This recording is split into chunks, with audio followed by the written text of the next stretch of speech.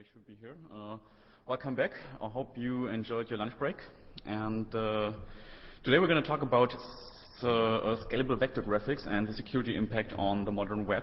I renamed the talk, to be honest, and I called it The Image That Called Me, and you will know soon why that actually happened. I think we can skip the introductory part because we had this yesterday already, so we can just head over to the talk and buy us some time. What are we going to talk about today? As the title indicates, we're going to talk about scalable vector graphics, about SVGs and the modern web, and especially the impact on the modern web and the impact on securities. We're going to learn what SVGs are, what they are capable of, which browsers currently support SVG, how they support it, in which ways SVGs can be deployed. We will see that there are kind of conflicted areas in SVG support. We will see what they are and what impact they have, and we will learn what all this has to do with actual web security or security overall, or even browser security. Let's talk about SVG images as general. Scalable vector graphics are a XML-based format. So if you have a look at the sources of an SVG image, you will see XML structures, most usually. Therefore, SVG images are very versatile. You can use them in many occasions for many purposes.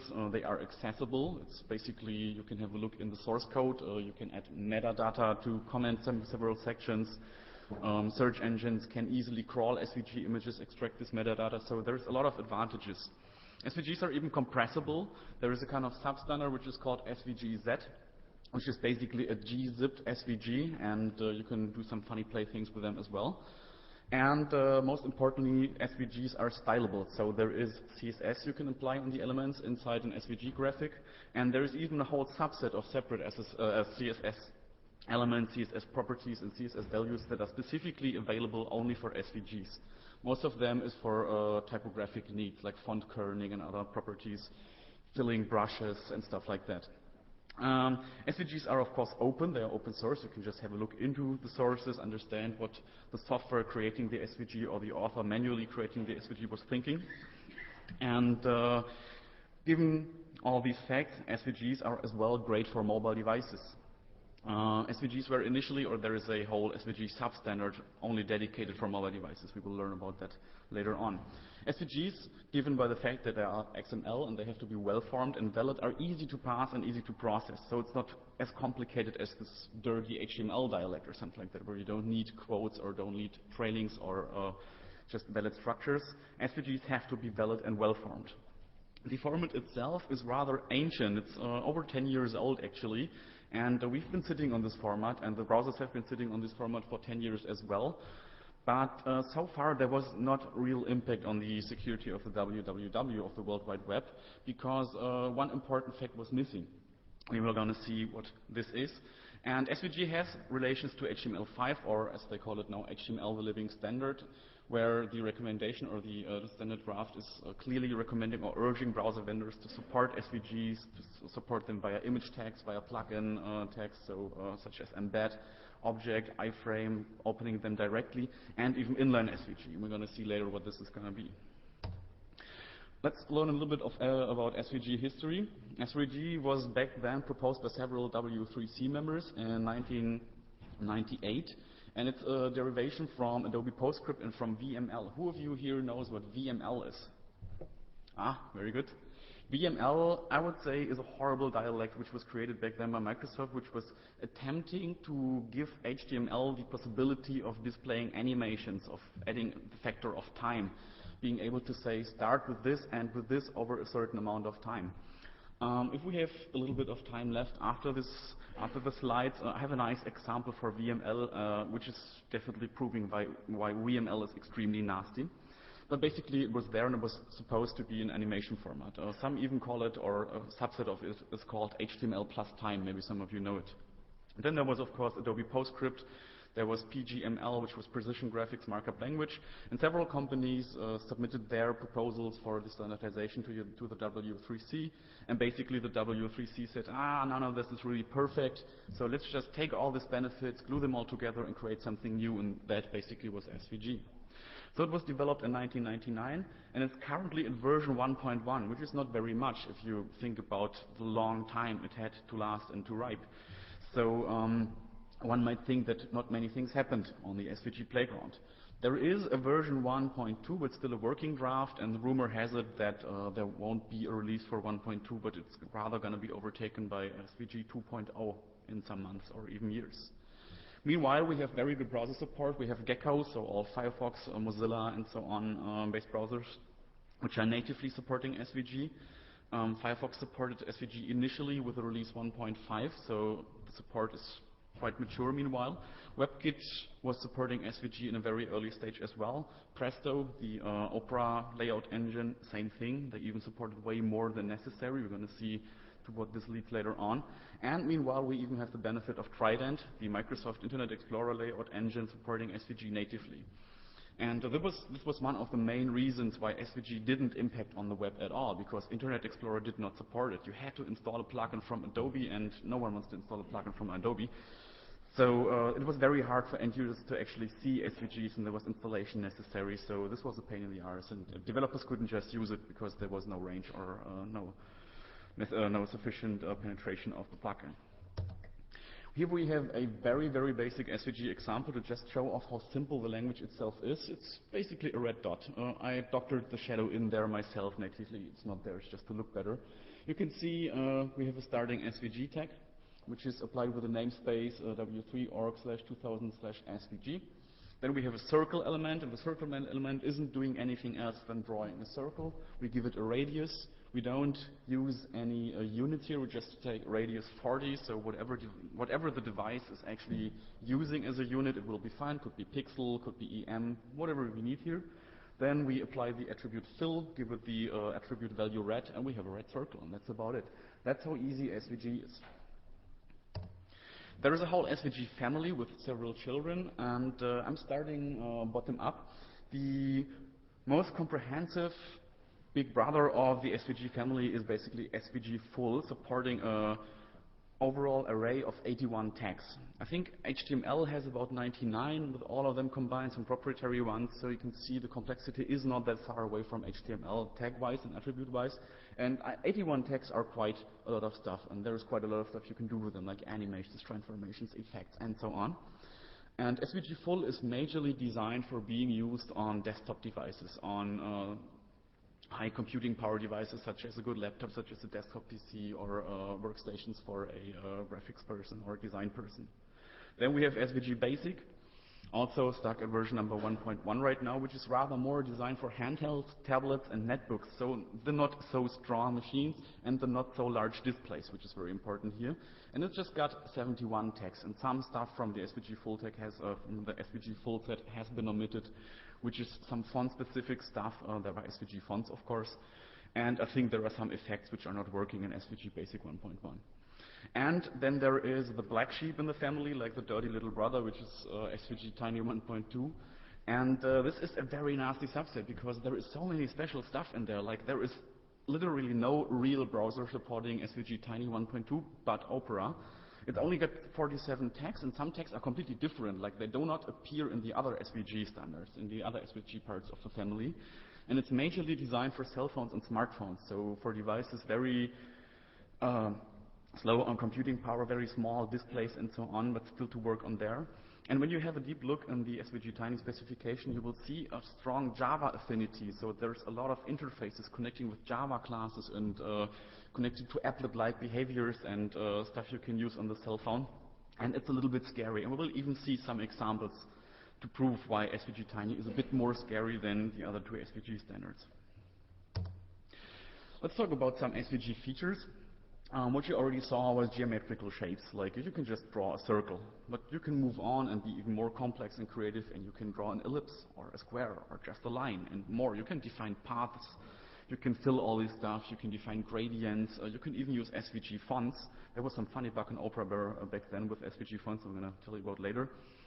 An SVG font has a lot of benefits. You can just say, I don't use this proprietary and intransparent TTF or EOT or whatever font files anymore.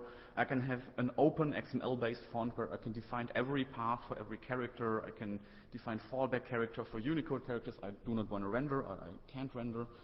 You can fill them, and there was some funny discussion going on the Opera developer blog, I think, where they were discussing, would it be necessary to support iframes inside an SVG font, so a character can be filled with an iframe? And it was a short discussion, but they actually considered it, so there's funny stuff you can do with SVG fonts. There's a lot of font-specific formatting, there's glyph styles, there's kerning settings by CSS you can apply, and way more. But one of the most important features of SVG in terms of thinking about them as images is actually the possibility to apply them with links. So you can put an external link into an image. You can have an area which is clickable and leads you somewhere. You can even include stuff. You can say, hey, I'm a link, I'm just fetching something which I will display in the document later, which is quite scary in some situations. So you can see SVGs are definitely capable of doing way more than raster-based images because they cannot use links unless you use one of these gruesome image maps from back then, like putting an image map around the defining zones, clickable areas, and so on. Who knows image maps? Or who still knows image maps? They are awesome. So SVGs support links. If they support HTTP links, they of course support JavaScript URIs and data URIs and more horrible things. But we're going to see this later on as well. SVGs also support animations and transformations. So you can say, hey, element, move from A to B over that amount of time, and transform during that time, start as a circle, end as an ellipse, and so on. There's funny things you can do. You can use gradients, you can use effects, you can have Gaussian blur, you can have transparency effects, you can multiply image data into each other, you can import raster-based images if you need the complexity. There is a whole plethora of effects you can apply. I think it's about 17 different effects you can use. You can look it up in the standard easily. I already mentioned the possibility to add metadata, which is giving SVGs the property of being very accessible or potentially very accessible, or browsable. The search engine has way more fun browsing and parsing an SVG than a raster-based image. And I think most of you know the lack of quality of the Google image search. I do not want to bash it because it's impossible to write a good image search unless there is a huge amount of tagging and metadata. So if you search for stuff in the Google image search or in any given image search, you will find so many false alerts and so many false positives or images you just cannot use, and which have nothing to do with the actual search term. And this is something SVGs can actually defeat because you can put the info in there and make sure the images actually get found and get not being kind of interpreted by the surrounding markup or something like that, or the file name. But most importantly for this talk is the capability of SVGs to use scripting and events. So yes, we can just take a script tag and put it in an SVG, and it's going to be all right. We can say, hey, SVG, here is one element, which is our red circle, for example. Let's give it an almost over and turn it green on almost over. And all what you can do in the JavaScript DOM, or basically almost all you can do in the JavaScript DOM, or in the browser DOM, you can do with SVGs as well. They even have an own DOM, which is called the micro DOM in some situations, and some browsers actually apply SVGs with a different DOM than the actual browser DOM, but this is very much detailed already. And last but not least, with SVGs you can include almost arbitrary objects. So an SVG can very well contain an applet, and an SVG can very well contain a PDF or anything else, or a Flash file. So that's how flexible SVGs are. There's even a dedicated tag for including arbitrary objects, which is called foreign object. So whatever you put in this foreign object, as long as the browser understands it, it will be rendered inside the SVG. And this is quite interesting, and we're going to see later in the demo section why this is interesting. And this is also the reason why the talk is called how it's called. This, don't be afraid, is not a real tiger. This is one of the SVG demo graphics from back then. Originally, this legendary tiger was used to demonstrate the capabilities of GhostScript, if I remember correctly. And it became a kind of quasi-standard for just displaying the power of vector-based graphic languages or vector-based images. You can see you have gradients, you have a small amount of effects, you have paths and all that stuff. So this is one of the most well-known SVG demonstration pictures. I think it's ancient as well. It's from the early 2000s. Let's talk about SVGs and scripting. The following very simple SVG example will execute JavaScript.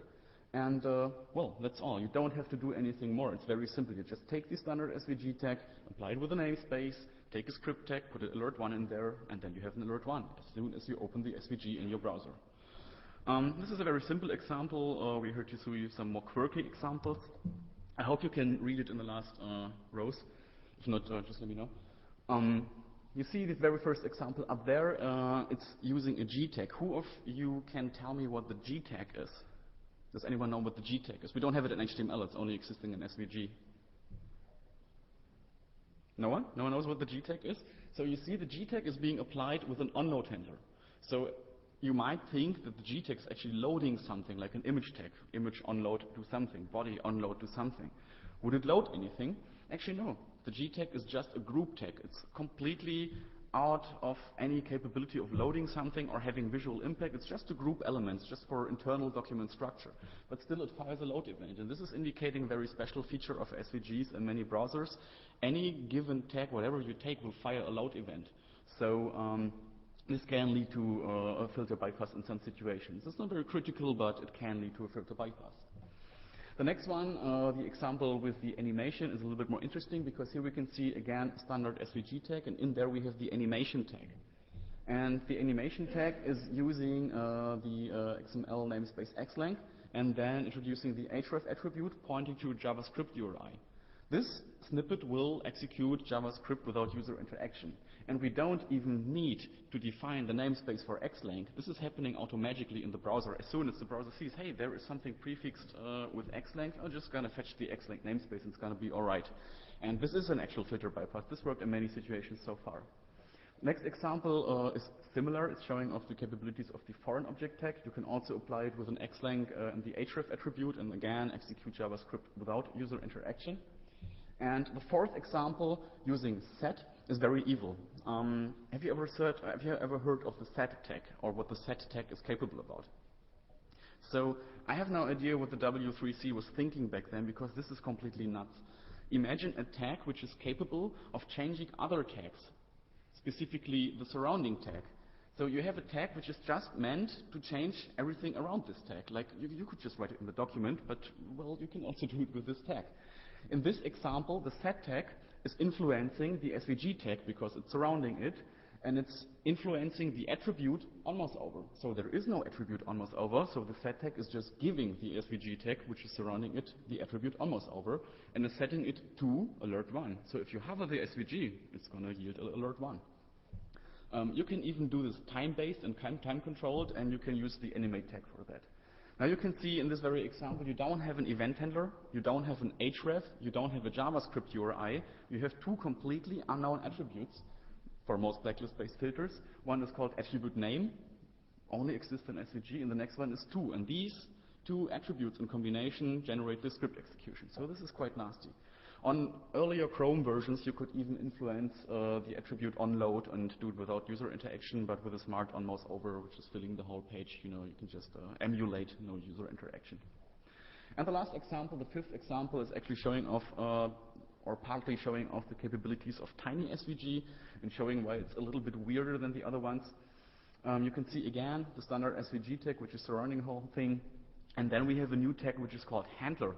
And this handler tag is being applied with a namespace introducing XML events. We're defining an event then, we're saying EV:event equals load, and then inside the handler tag, we just have JavaScript code. So the handler tag is the same thing, literally, in terms of a filter or for a filter, or should be for a filter as a script tag. But it's called handler, and it's completely different. And this is working only on Opera, but on every Opera version I tested so far, Opera Mobile, Opera 11, Opera 10, whatever you want. And there are way more variations of exotic script execution you can do with Opera based on SVG Tiny. I'm not listing them here because it's just for an irrelevant market share of browsers, but you can see it's a bit quirky, and it's definitely fun to look into that stuff because there's way more. So now we might ask ourselves, why is this a problem at all? Like, we just have an SVG image lying around somewhere on some domain, and someone has to go there and click it.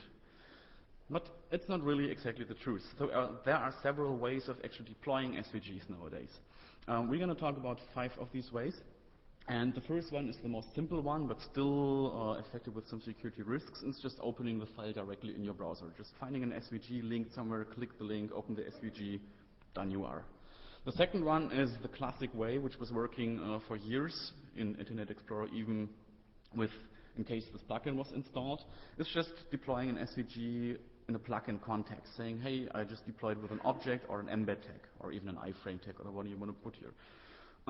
This is not a very risk-effective way, and SVGs are not actually elevating any risk levels, because when you can inject an object tag or an embed tag in a website, you've won anyway, so SVGs are not making it any worse. And the third and more interesting way, the first way, which is way more interesting than the former ones, is deployment via image tag. And this is new. And this is the actual intersection SVG now has with HTML5. And the first way of making it a real problem on the web for current web security, because you can deploy SVG images with image tags. You might think, okay, image tags and SVGs can script. There must be something wrong, and there is something wrong. You can also use the image tag. I'm just calling it image to be able to distinguish a little bit better. Most browsers support both tags, so if you have a blacklist, make sure you don't only blacklist image, but also image, because it's practically doing the same thing. The fourth way of deploying SVGs is by using CSS. So you can use CSS backgrounds, you can use CSS list styles, you can use CSS content property on Opera, many other browsers. You can even use cursors, so you can assign an SVG cursor to your website. So you have some animated thing floating around when you point something on somewhere, which is a little bit nasty. There is another way of deploying SVGs, but I don't want to unveil it right now because it's quite funny, and there's also going to be a lolcat. And the fifth way is, in my opinion, the most critical one. It's inline SVG. And inline SVG was strongly urged by the W3C and the WWG for HTML5 for browsers to support. So you can take any arbitrary web page, any HTML document, and just write some SVG code right in the middle of the document, like wherever you want, and it's going to render and it's going to work. So the parser is parsing the HTML and then jumping into the SVG context, then jumping out of the context again and rendering the rest of the page. And this is very, very interesting, and we're going to see some nice filter bypasses later on based on inline SVG. So as you might think, when there are so many possibilities and so many new possibilities of deploying SVGs, there have to be some kind of security boundaries to limit the capabilities down, to say, based on the deployment, there must be kind of features available or not available. So what about if I have inline SVG? Can I allow computing power intense effects? Or would that be taking care of DOSing the machine? Can I allow scripting via image-based or image-deployed SVGs? Can I allow this? Can I allow that? This is a little bit complicated. And the major problem here is that there is no specification or documentation on what browser vendors should actually do. We have on the one side the SVG specification, on the other side we have HTML5 saying, hey, just support it via image tag and inline, and it's going to be all right. But there is no document in the middle saying, hey, depending on how you deploy it, you should deploy it in that certain way and limit the features down or not. And this is actually giving us the chance to find a lot of new bugs and vulnerabilities, because the implementations of the browser vendors are accordingly inhomogeneous. So if there is no document saying this is how you have to do it, then every browser does it its own way. And when you test SVGs and how browsers react on that, you will see so many different behaviors and so many quirky ways of doing stuff. Every single browser does it differently, and it's quite interesting. So one thing you can, of course, do is leverage XSS by using SVGs. And you might think, okay, image and image tag should never be able to execute JavaScript.